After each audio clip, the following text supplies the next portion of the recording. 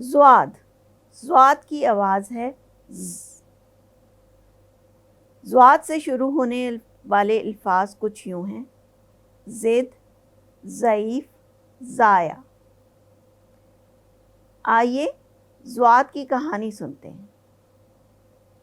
Teacher ने असद को बताया कि उसे असेंबली में हिस्सा लेना है, जिसमें उसे ज़ईफ़ बनना है और बुज़ुर्गों के एहतराम करने के बारे में चंद जुमले बोलने हैं, जैसे कि हमें अपने बुज़ुर्गों से मोहब्बत और इज़्ज़त से पेश आना चाहिए, इनसे बातें करनी चाहिए और इनकी मदद करनी चाहिए।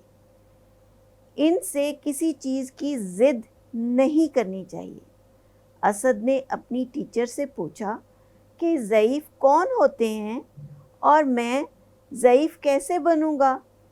उन्होंने बताया कि बहुत ज़्यादा बूढ़े लोगों को ज़ईफ़ कहते हैं।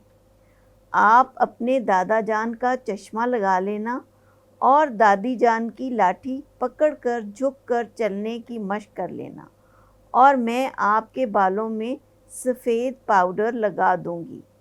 इस तरह आप ज़ईफ़ लगने लगोगे। असद बोला, मैं आज ही असेंबली के जुमले याद कर लूँगा और ज़ईफ़ बनने की मशक शुरू कर दूँगा। टीचर बहुत खुश हुई। प्यारे बच्चों, आप भी यकीनन अपने बुज़ुर्गों से मोहब्बत से पेश आते होंगे।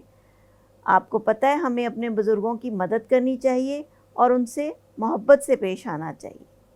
अगली कहानी तक अल्लाह हाफ़िज़।